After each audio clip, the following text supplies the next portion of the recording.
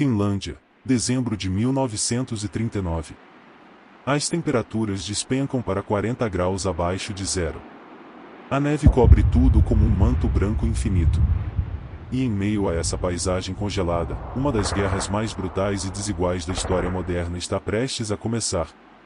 A União Soviética, com um exército de mais de 1 milhão de soldados, tanques modernos, aviões de caça e artilharia pesada, invade a Finlândia esperando uma vitória fácil em 2 semanas. Stalin quer expandir seu império para o oeste, e este pequeno país nórdico parece uma presa fácil.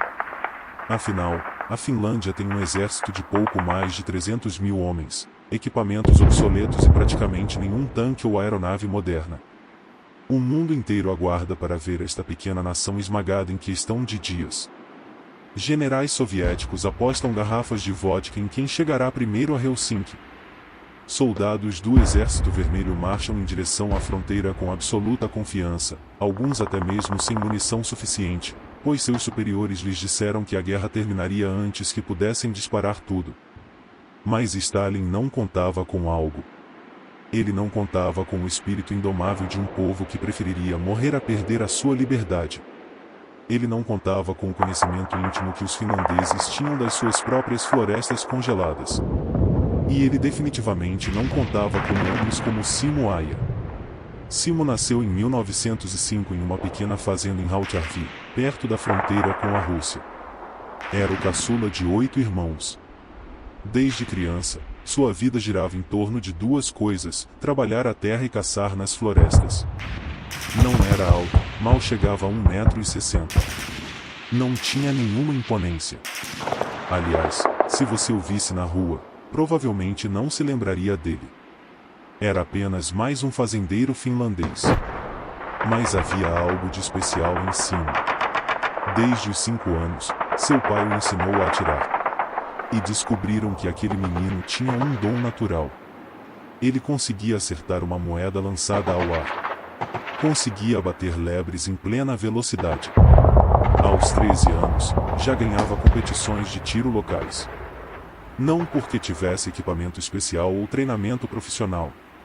Simplesmente porque praticava todos os dias, durante horas, na mata perto de casa. Quando completou 17 anos, como todos os jovens finlandeses, teve que cumprir o serviço militar obrigatório. Foi designado para uma companhia de infantaria ligeira.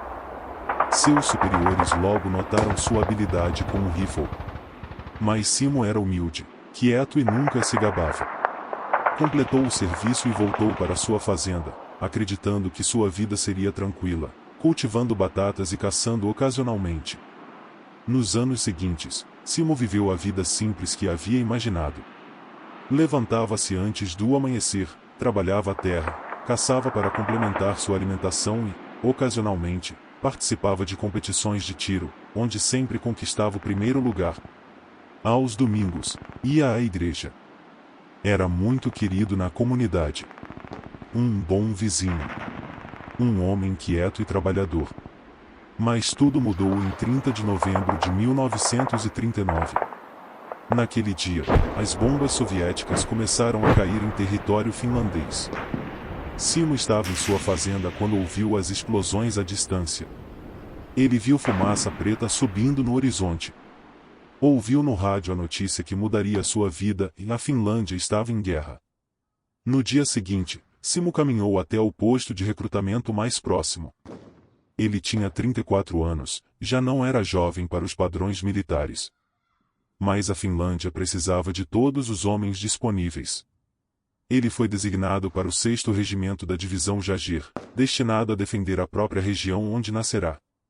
Ele conhecia cada árvore, cada colina, cada lago congelado daquela área. Era o seu quintal. Deram-lhe um uniforme branco de camuflagem de inverno e um rifle Mosin Nagant modelo 28-30. Era uma arma antiga e pesada, projetada décadas atrás. Mas Simo não queria nada mais. Aquele modelo específico era o que ele usará a vida toda para caçar. Ele conhecia cada peculiaridade da arma, como ela funcionava, como reagia ao frio extremo, exatamente o quanto compensar o vento e a distância. Os oficiais ofereceram-lhe uma mira telescópica para o seu rifle. Todos os atiradores profissionais as usavam. Mas Simo recusou. Seu raciocínio era brilhante e as miras telescópicas podiam embaçar no frio extremo, podiam refletir a luz do sol e revelar sua posição, e o obrigavam a levantar mais a cabeça na neve, tornando-o mais visível. Ele usaria apenas a mira de ferro básica, como sempre fizera. Nos primeiros dias de dezembro, unidades finlandesas foram enviadas para estabelecer posições defensivas. A estratégia era clara, e eles não podiam derrotar os soviéticos em campo aberto. Estavam em desvantagem numérica de 20-1. O que eles tinham que fazer era usar o terreno a seu favor, aproveitar o frio letal do inverno finlandês e fazer com que cada metro de avanço custasse tanto sangue soviético que, eventualmente, Stalin consideraria a guerra inútil. Simo foi designado como atirador solitário. Isso significava que, ao contrário dos soldados regulares que lutavam em grupos, ele operaria sozinho ou com apenas um observador. Sua missão era simples, mas brutal: infiltrar-se em território inimigo ou posicionar-se em pontos estratégicos e eliminar o máximo possível de soldados soviéticos. Especialmente oficiais, operadores de rádio e outros alvos de alto valor. Os primeiros dias foram dedicados ao reconhecimento. Simo passou horas estudando os movimentos inimigos, memorizando suas rotinas, identificando suas rotas de patrulha e observando onde estabeleciam seus acampamentos. Ele aprendeu que os soviéticos eram disciplinados, mas previsíveis. Movimentavam-se em formações rígidas. Seus oficiais sempre marchavam na mesma posição em relação às suas tropas. Cometiam pequenos erros que um caçador experiente podia explorar. E então começou a caçada. Sua primeira vítima foi um oficial soviético que saiu da tenda para fumar um cigarro. A 400 metros de distância, Simo observou através da mira de ferro. Esperou que o homem parasse de se mover, que ficasse completamente imóvel por um segundo. E então puxou o gatilho. O oficial caiu instantaneamente. Os soldados ao redor levaram alguns segundos para perceber o que havia acontecido. Aquele foi o primeiro dia. Nos dias seguintes, Simo desenvolveu uma rotina letal. Ele acordava antes do amanhecer, quando o céu ainda estava escuro. Vestia-se completamente de branco, do capuz às botas. Rastejava até o local escolhido, às vezes levando horas para percorrer apenas algumas centenas de metros, movendo-se tão lentamente que se tornava invisível para qualquer observador. Uma vez em posição, Simo fez algo que os manuais militares não ensinavam, mas que sua experiência como caçador lhe ensinara: preparou meticulosamente o ambiente ao seu redor. Compactou a neve à sua frente até que ficasse dura como gelo, para que, ao disparar, o rifle não levantasse uma nuvem de poeira branca que denunciasse sua localização. Encheu a boca de neve para que, ao respirar, seu hálito quente não criasse vapor visível no ar gélido. Então ele esperava. Às vezes por horas. Às vezes por dias a fio, praticamente imóvel, suportando temperaturas de 40 graus abaixo de zero. Seus dedos ficavam dormentes dentro das luvas. Seu corpo tremia involuntariamente. Mas Simo havia passado a vida inteira caçando nessas florestas. Ele sabia como entrar em um estado quase meditativo, como fazer seu corpo consumir o mínimo de energia possível, como permanecer alerta enquanto aparentemente congelado. E quando finalmente avistava um alvo, quando um soldado soviético cometia o erro de se expor por um segundo sequer, Simo atirava. Um tiro. Uma morte. Ele nunca atirava duas vezes da mesma posição.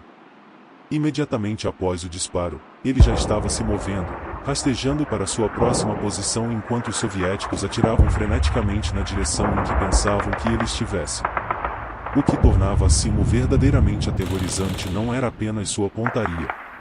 Era sua disciplina. Outros atiradores de elite se deixavam levar pela emoção, atirando em soldados comuns e acumulando mortes rapidamente. Simo era mais paciente, mais estratégico.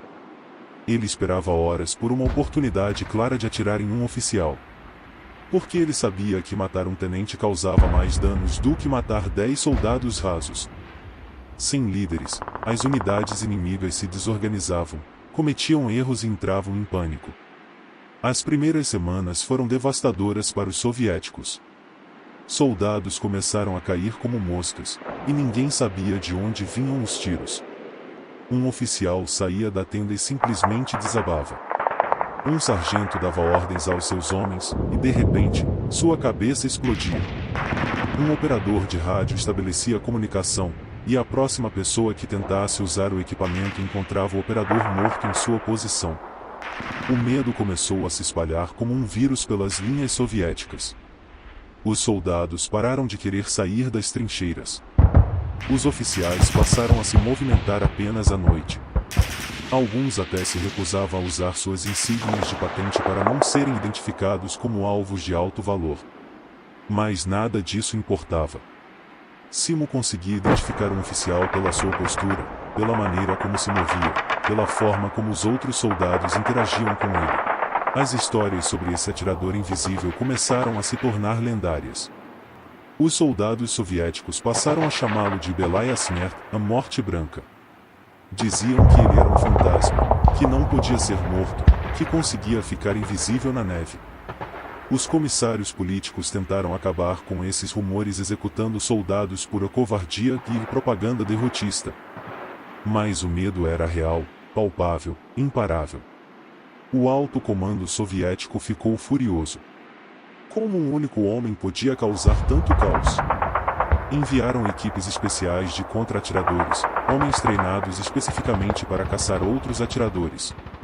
Eles vieram com equipamentos modernos, miras telescópicas alemãs de alta qualidade e anos de treinamento profissional. Aya os eliminou a todos. Um a um, esses supostos especialistas acabaram mortos, vítimas do próprio homem que vieram caçar. A técnica de Simo para eliminar atiradores de elite era particularmente brutal. Ele sabia que esses homens o procurariam ativamente, estudando o terreno com suas miras telescópicas. Então, ele usava isso contra eles. Posicionava-se em lugares impossíveis, em ângulos que nenhum manual militar consideraria. Atirava de distâncias extremas, onde outros atiradores nem sequer tentariam. E ele sempre tinha uma rota de fuga planejada antes de puxar o gatilho. Passou-se um mês. Depois 2. O número de mortos de Simo continuava a aumentar. 50 mortos. 100 mortos. 200 mortos. Os números eram tão altos que até seus superiores começaram a duvidar. Seria realmente possível que um único homem tivesse matado tantos? Mas os relatórios de outras unidades confirmavam a história. Os soviéticos estavam aterrorizados com um atirador fantasma que parecia estar em todos os lugares ao mesmo tempo. Mas a operação que realmente transformaria Simo Aya em uma lenda ainda estava por vir. Era o início de janeiro de 1940. O frio estava mais intenso do que nunca, com temperaturas chegando a 45 graus abaixo de zero. A inteligência finlandesa interceptou comunicações soviéticas sobre uma planejada ofensiva massiva para cercar as posições finlandesas no setor de Kolaja. A situação era crítica. Se os soviéticos conseguissem executar aquela manobra, cortariam as linhas de suprimento finlandesas e poderiam capturar centenas de soldados. Mas havia um problema: as forças finlandesas não tinham homens suficientes para deter a ofensiva. Estavam sobrecarregadas, defendendo linhas muito extensas com um número insuficiente de tropas. O comando finlandês precisava fazer algo desesperado. E então alguém sugeriu uma ideia que parecia saída diretamente de um romance de ficção científica: enviar Simo Aya para trás das linhas inimigas, sozinho, para causar o máximo de caos possível e atrasar a ofensiva o suficiente para a chegada de reforços. Não era um plano. Era uma sentença de morte. Quando Simo recebeu a missão, não hesitou por um segundo. Não fez perguntas sobre as chances de sobrevivência. Não pediu garantias nem reforços. Simplesmente assentiu com a cabeça, verificou seu rifle, preparou sua ração de pão preto congelado e um pouco de neve para derreter como água, e desapareceu na escuridão da noite ártica. O que aconteceu nas próximas 72 horas se tornaria o feito militar individual mais extraordinário de toda a Segunda Guerra Mundial. Simo infiltrou-se profundamente em território soviético, rastejando por quilômetros na neve em completa escuridão. A jornada para alcançar seu objetivo levou quase 12 horas, movendo-se centímetros por minuto para evitar ser detectado pelas patrulhas inimigas. Quando finalmente chegou à retaguarda soviética, o que encontrou foi aterrador: um acampamento gigantesco com mais de 5.000 soldados do Exército Vermelho, dezenas de tanques, peças de artilharia e toda a infraestrutura logística para uma grande ofensiva. Estavam organizados, confiantes e completamente despreparados para o que estava por vir. Era como se um lobo solitário tivesse se perdido em um rebanho de ovelhas. Só que essas ovelhas tinham rifles e metralhadoras. Simo estabeleceu sua primeira posição em uma pequena elevação com uma visão parcial do acampamento. Mal dava para ver as tendas dos oficiais. E ele esperou. Ao amanhecer, quando o primeiro oficial soviético saiu de sua tenda para urinar, provavelmente pensando no café da manhã quente que o aguardava, uma bala perfurou seu crânio. Ele caiu instantaneamente. Morto antes mesmo de tocar o chão. O acampamento explodiu em atividade. Soldados saíram correndo de suas tendas, assumiram posições defensivas e atiraram nas sombras da mata. Mas não havia nada para atirar. Simo já havia se movido para sua segunda posição, 400 metros a leste. 10 minutos depois, outro oficial caiu. Depois, um terceiro. Os soviéticos estavam em pânico, atirando em tudo que se movia, matando-se uns aos outros acidentalmente na confusão. Ao longo daquele primeiro dia, Simo manteve um cerco psicológico devastador. Ele não atirava constantemente. Isso teria sido um desperdício de munição e acabaria revelando sua localização. Em vez disso, ele atirava seletivamente, estrategicamente. Um oficial a cada hora. Depois, silêncio. Então, justamente quando os soviéticos começavam a relaxar, pensando que o atirador havia ido embora, outro tiro. Outro líder morto. A noite caiu e os soviéticos pensaram que finalmente poderiam descansar. Mas Simo não estava dormindo. Ele se aproximou do acampamento, tão perto que conseguia ouvir as conversas dos soldados. Agora ele tinha um alvo diferente: os geradores que forneciam eletricidade ao acampamento. Um tiro certeiro, uma pequena explosão, e metade do acampamento mergulhou na escuridão. No caos que se seguiu, ele eliminou mais 3 oficiais que correram para resolver o problema. O segundo dia foi ainda pior para os soviéticos. Agora eles estavam genuinamente aterrorizados. Ninguém queria sair a céu aberto. Os oficiais se recusavam a deixar seus abrigos. As patrulhas enviadas para encontrar o atirador simplesmente desapareciam ou voltavam de mãos vazias. Era como ser caçado por algo sobrenatural. O comando soviético tomou decisões desesperadas. Enviaram uma equipe completa de atiradores de elite especializados em contra-ataques, 12 homens com equipamentos de ponta e anos de experiência. Simo os observou de sua posição enquanto estabeleciam seus próprios pontos de observação ao redor do perímetro do campo. Ele esperou pacientemente até que se sentissem seguros, até que baixassem a guarda. E então começou a eliminá-los um por um. O primeiro atirador de elite morreu sem nem mesmo saber o que o atingiu. Ele estava vigiando a mata ao sul quando uma bala veio do norte. O segundo percebeu que algo estava errado e tentou se reposicionar. Simo acertou em movimento, um tiro incrivelmente difícil que percorreu mais de 500 metros. Um após o outro, esses supostos especialistas caíram. Os que sobreviveram entraram em pânico e fugiram da área, recusando-se a tentar novamente. Frustrados e desesperados, os soviéticos recorreram a medidas extremas. Se não conseguissem encontrar o atirador, destruiriam toda a floresta. Trouxeram artilharia pesada e começaram a bombardear sistematicamente todas as áreas onde achavam que ele poderia estar escondido. Centenas de projéteis caíram sobre a floresta, arrancando árvores, criando crateras enormes e transformando a paisagem num inferno de fogo e estilhaços. Simo se enterrou na neve o mais fundo que pôde, cobriu a cabeça com os braços e simplesmente suportou. Explosões sacudiam a terra ao seu redor. A onda de choque roubou o ar de seus pulmões. Fragmentos de metal os uniam perto de sua cabeça. Mas ele sobreviveu. Quando o bombardeio finalmente cessou e os soviéticos enviaram patrulhas para confirmar sua morte, Simo já havia se deslocado para uma nova posição. E de lá, ele eliminou o comandante da patrulha. No terceiro dia, a situação soviética era catastrófica. A ofensiva que deveria ter começado 2 dias antes estava completamente paralisada. Ninguém queria avançar. Os soldados rasos ameaçavam se amotinar caso fossem forçados a sair em campo aberto. Os oficiais sobreviventes se recusavam a dar ordens porque sabiam que isso os tornaria alvos. O moral estava completamente destruído. E Simo continuou a caçada. Agora, ele havia ampliado seus alvos para incluir operadores de rádio, a quem queria cortar as comunicações, mecânicos que tentavam consertar veículos, e paramédicos em postos de primeiros socorros. Não por crueldade, mas porque entendia que cada função crítica eliminada causava efeitos em cascata na capacidade operacional do inimigo. Era uma guerra total, psicológica e física. Mas até Simo tinha seus limites. Ele não dormia direito havia 72 horas, mal se alimentando de neve e pequenos pedaços de pão congelado, exposto a temperaturas letais. Seu corpo estava à beira do colapso físico. Ele sabia que não conseguiria continuar por muito mais tempo. Precisava recuar enquanto ainda tinha forças para isso. Na noite do terceiro dia, tão silenciosamente quanto chegará, Simo Aia iniciou sua retirada.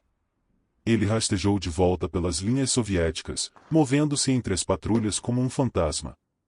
Várias vezes esteve a poucos metros de soldados inimigos. Em uma ocasião, um soldado soviético literalmente passou por cima dele enquanto estava enterrado na neve. Simo permaneceu completamente imóvel, prendendo a respiração, com o rifle pronto caso fosse descoberto. Mas o soldado continuou andando, alheio ao fato de que a morte branca estava literalmente sob seus pés. 12 horas depois, exausto a ponto de desmaiar, congelado até os ossos, Simo finalmente cruzou de volta para as linhas finlandesas. Seus camaradas mal o reconheceram. Ele estava coberto de neve congelada, o rosto uma máscara branca de gelo, seus movimentos robóticos devido ao extremo cansaço. Imediatamente o levaram para uma tenda aquecida, deram-lhe comida e bebida e o deixaram dormir pela primeira vez em 3 dias. Ao acordar, seus superiores queriam um relatório detalhado. Simo simplesmente disse, missão cumprida. Quando perguntado quantos havia eliminado, precisou pensar um pouco. Ele não havia feito uma contagem precisa durante o caos. Estimou mais de 500. Os oficiais acharam que ele estava exagerando por causa do trauma. Mas, nos dias seguintes, quando a inteligência finlandesa analisou as comunicações soviéticas interceptadas, os relatórios inimigos confirmaram números semelhantes. Mais importante do que os números foi o impacto estratégico. A ofensiva soviética nunca aconteceu. Foi adiada, reorganizada e, por fim, cancelada porque as unidades designadas estavam tão desmoralizadas que os comandantes consideraram o envio delas para o combate um suicídio. Um único homem, com um velho rifle e nada além de determinação, havia detido uma ofensiva de 5.000 soldados. Mas a guerra de Simo Aia estava longe de terminar. Aquela missão suicida foi apenas um capítulo de uma história muito mais longa. Ele continuaria lutando durante toda a Guerra de Inverno, dia após dia, semana após semana, acumulando um número de mortes inacreditável. Historiadores militares acabariam por confirmar mais de 500 mortes apenas com seu rifle de precisão. Se incluirmos as baixas causadas por sua submetralhadora Suomi em combate corpo a corpo, o número ultrapassa 700. O que torna esses números ainda mais impressionantes é o período de tempo. A Guerra de Inverno durou pouco mais de 100 dias. Isso significa que Simo Aia teve uma média de mais de 5 mortes confirmadas por dia, todos os dias, durante mais de 3 meses consecutivos, em condições que matariam a maioria das pessoas em poucas horas. É um feito que nenhum outro atirador de elite na história, antes ou depois, conseguiu igualar. Os soviéticos ficaram obcecados em matá-lo. Ofereceram recompensas enormes por informações sobre seu paradeiro. Enviaram equipes e mais equipes de atiradores de elite para caçá-lo. Ordenaram bombardeios de artilharia direcionados a áreas onde acreditavam que ele operava.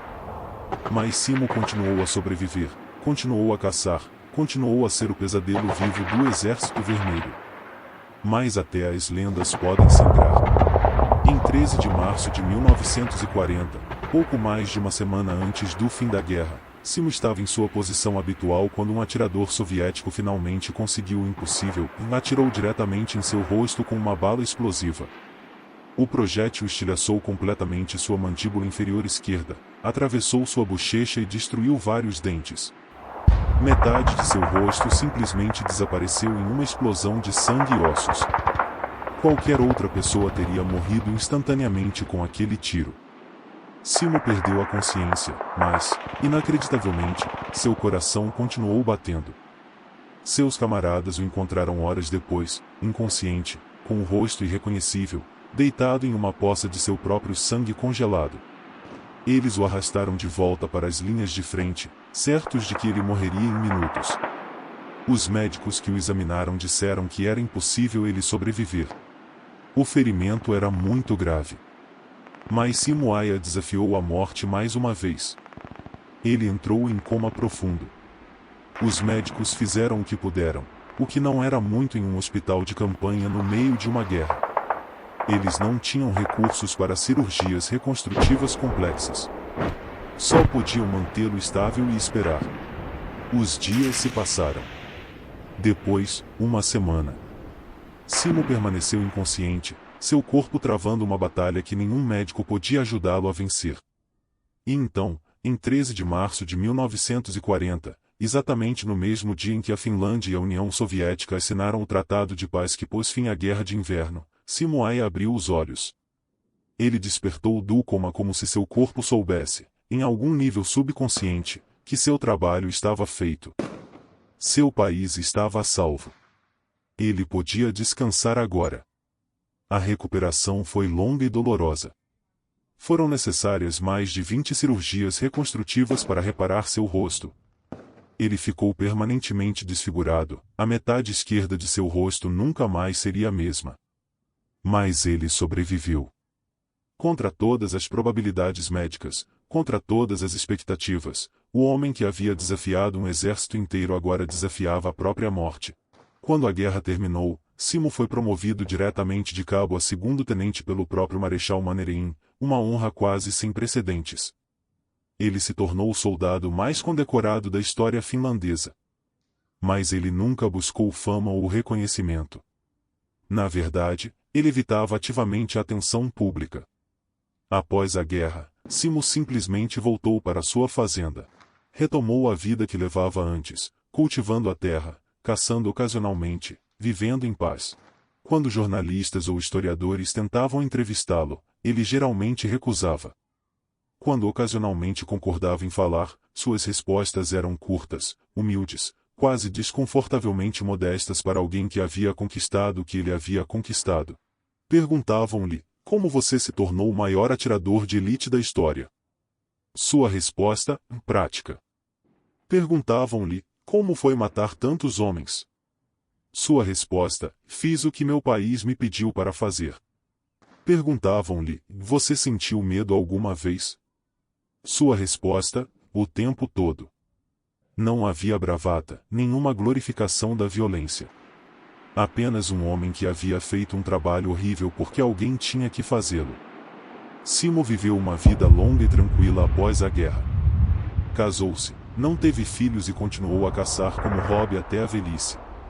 Manteve contato com outros veteranos da Guerra de Inverno, ocasionalmente comparecia a cerimônias em memória dos falecidos, mas, em geral, preferia a solidão de sua fazenda e de seus bosques.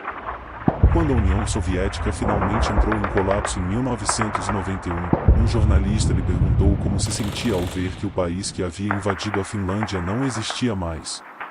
Simo simplesmente sorriu, com o rosto desfigurado, e disse, todo império eventualmente cai. As pessoas boas perduram. Em 1º de abril de 2002, aos 96 anos, Simo Aia faleceu pacificamente em um lar para veteranos. Ele viveu mais que o dobro da expectativa média de vida de sua geração, sobrevivendo não apenas à guerra que o tornou famoso, mas também a quase todos os seus contemporâneos, aliados e inimigos. Em seu funeral, Veteranos de toda a Finlândia vieram prestar suas homenagens. O governo o honrou com uma cerimônia de Estado. As bandeiras foram hasteadas a meio mastro. E nas florestas de Hautjärvi, onde um agricultor se tornou a força mais letal que o mundo já viu, a neve caiu silenciosamente como sempre. Hoje, mais de 80 anos após a Guerra de Inverno, o legado de Simo Häyhä perdura. Sua história é ensinada em academias militares ao redor do mundo. Manuais modernos de atiradores de elite estudam suas técnicas. Psicólogos militares analisam sua capacidade de manter a compostura sob extrema pressão.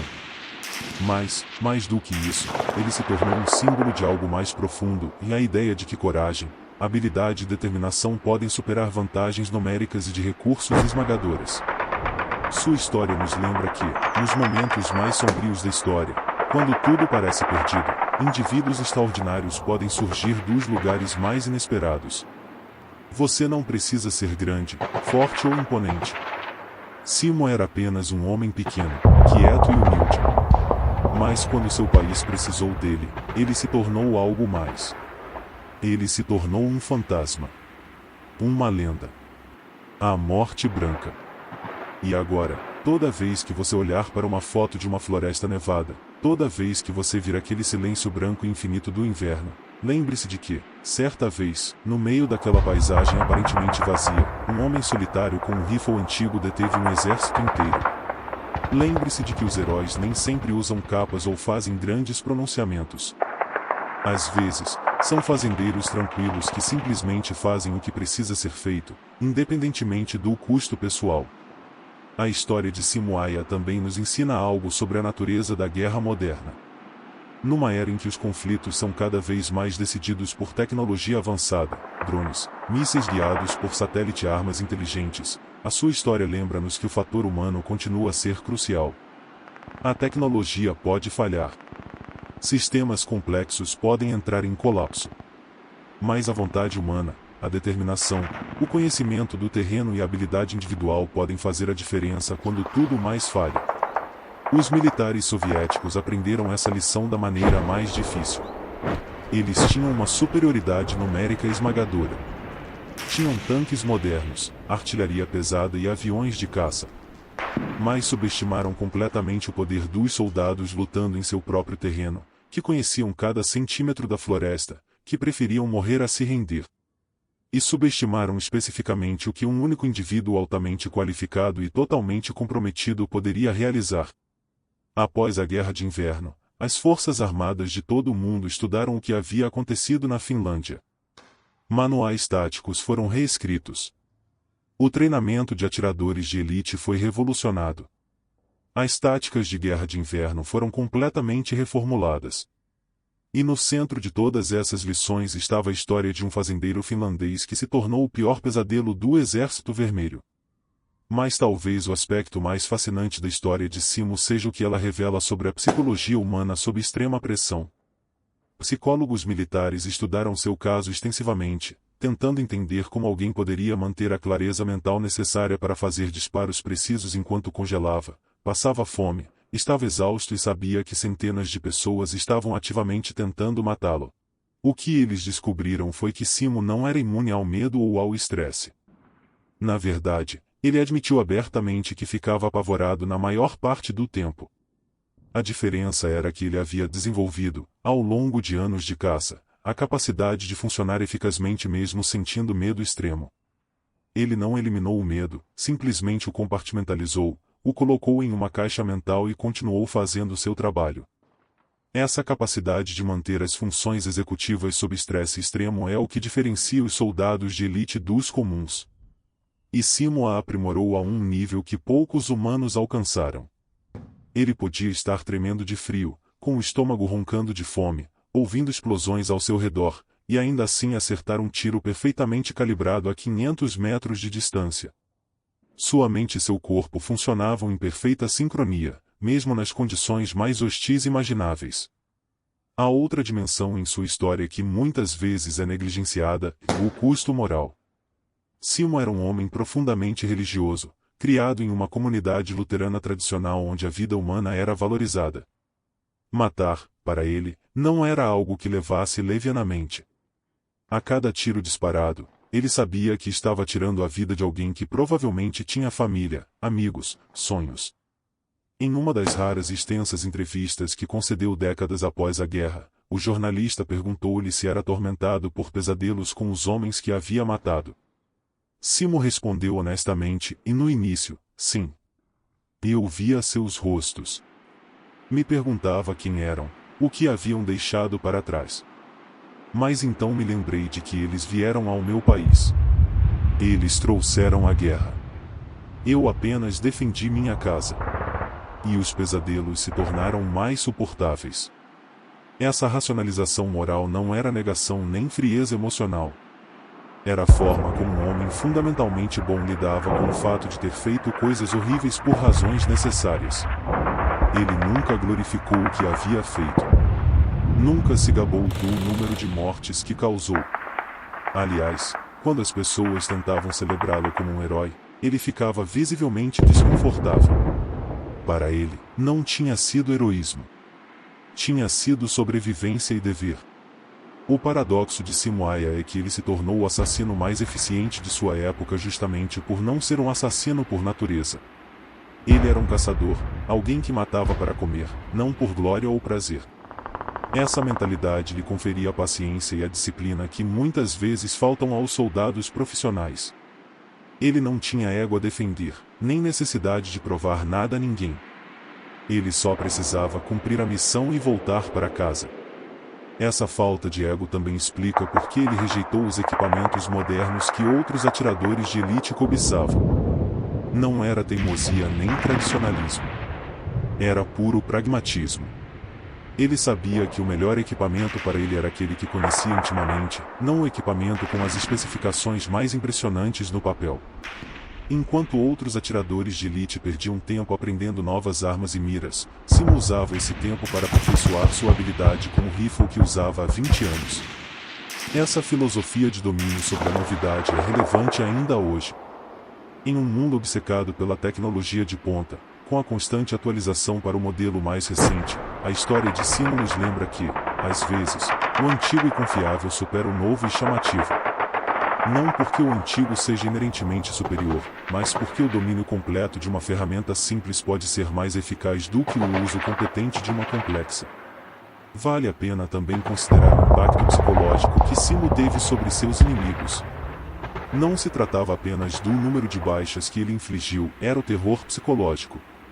Os soldados soviéticos desenvolveram uma paranoia coletiva. Começaram a ver fantasmas em cada sombra, a ouvir tiros que nunca aconteceram, a tremer de medo sempre que tinham que sair a céu aberto.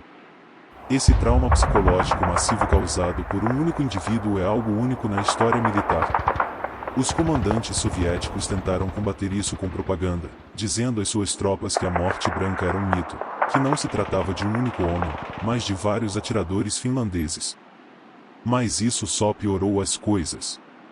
Se havia vários atiradores fantasmas, então o perigo estava em toda parte. Não havia lugar seguro. O medo se multiplicou em vez de diminuir. Esse efeito psicológico multiplicador é algo que as forças especiais modernas estudam intensamente. Como um indivíduo ou uma pequena equipe pode causar um impacto desproporcional não apenas por meio de ações diretas, mas também por meio da guerra psicológica. Simo Aya escreveu, sem querer, o livro sobre esse assunto. Ele não planejou isso conscientemente, mas cada decisão que tomou maximizou o impacto psicológico sobre o inimigo.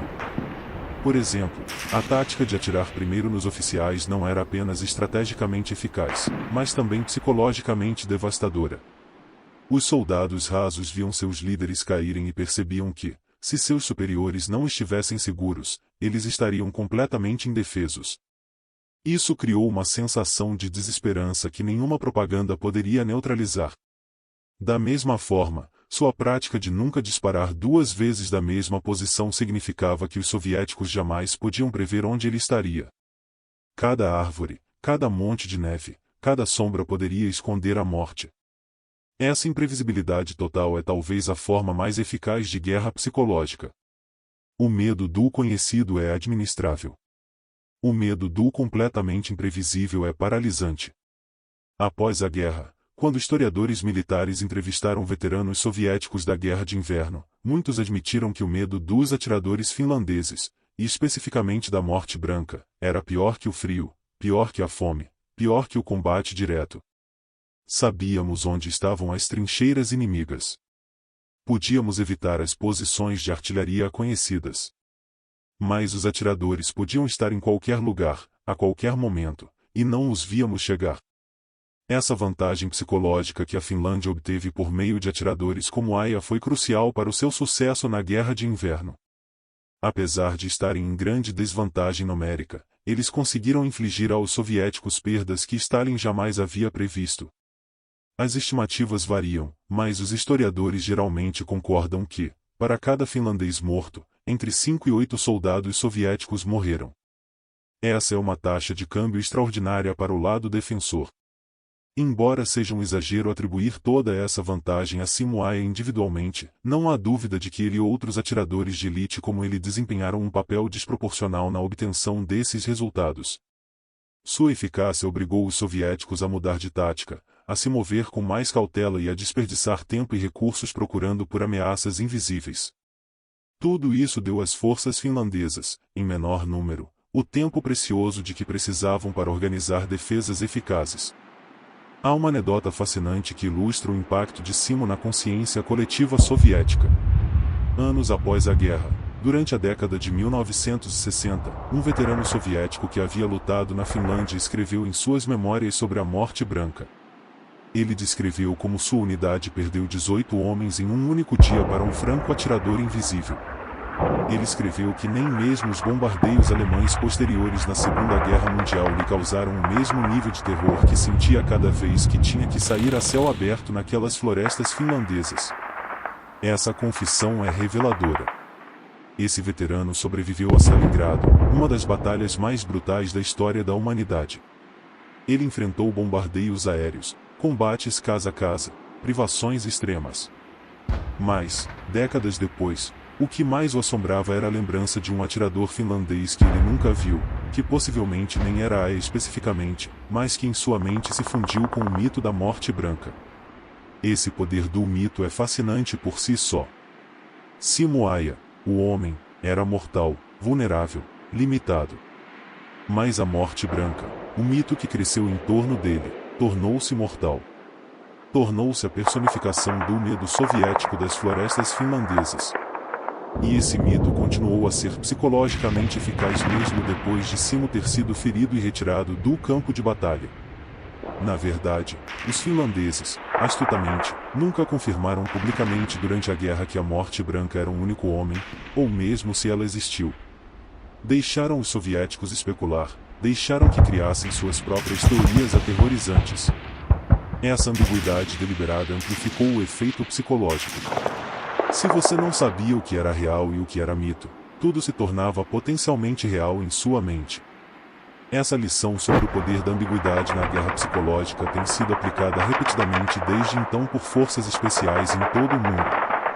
Nem sempre é vantajoso para o inimigo saber exatamente o que está enfrentando. Às vezes, é melhor deixá-lo imaginar algo ainda mais aterrorizante do que a realidade.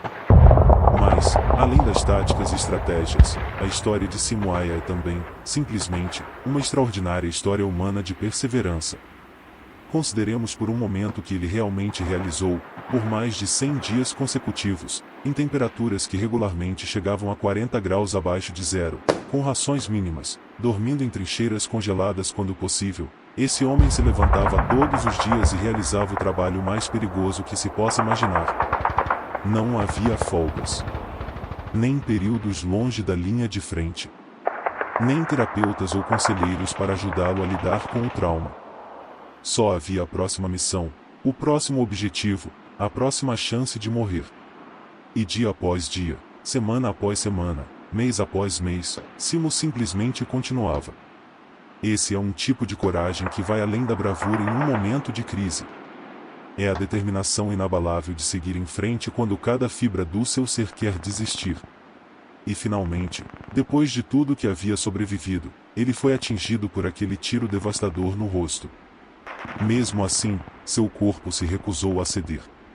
Ele ficou em coma por dias, sua vida por um fio, e ainda assim sobreviveu.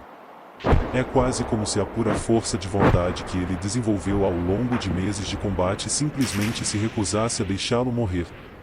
Quando finalmente acordou e iniciou sua longa recuperação, Simo teve que encarar uma realidade diferente, mas igualmente desafiadora. Seu rosto estava permanentemente desfigurado. Sua carreira militar havia terminado. A guerra que definirá sua existência por meses havia acabado. Ele precisava encontrar uma maneira de se tornar um civil novamente, de voltar a ser apenas Simo, o fazendeiro, depois de ter sido a Morte Branca. Muitos veteranos têm dificuldades com essa transição. Alguns nunca conseguem realmente se adaptar, assombrados por suas experiências, incapazes de se ajustar à vida normal depois de terem vivenciado os extremos da existência humana. Mas Simo, com a mesma determinação silenciosa que demonstrara no campo de batalha, simplesmente retornou à sua fazenda e reconstruiu sua vida. Ele não buscava a fama. Não escreveu livros sensacionalistas. Não deu palestras. Não tentou capitalizar seu status de herói nacional. Simplesmente viveu de forma tranquila e modesta, como antes da guerra. Essa humildade genuína, essa ausência de ego, é talvez a característica mais admirável de todas. Numa época em que a fama é desesperadamente buscada, em que as pessoas fazem qualquer coisa por atenção, Simo Aya evitava ativamente os holofotes.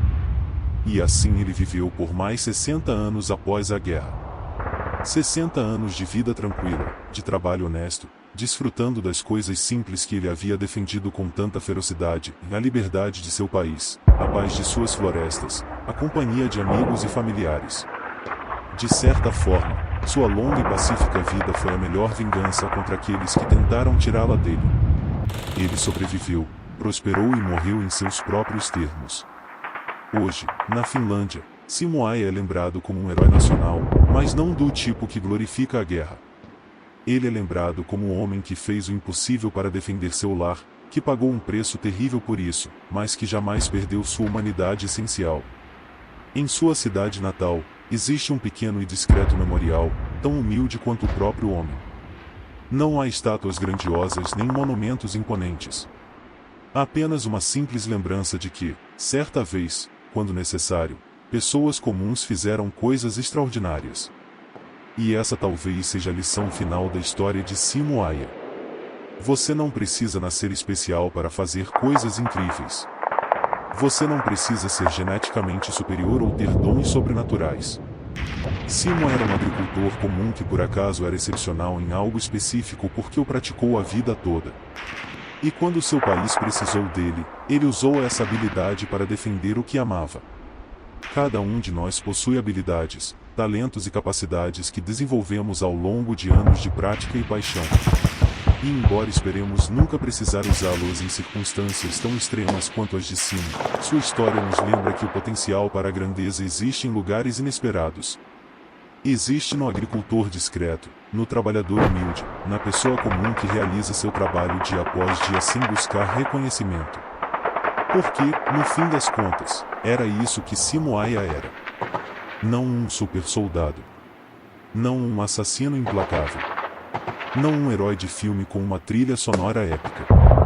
Apenas um homem que amava sua terra, que tinha uma habilidade específica e que, quando chegou a hora, fez o que tinha que fazer, independentemente do custo pessoal.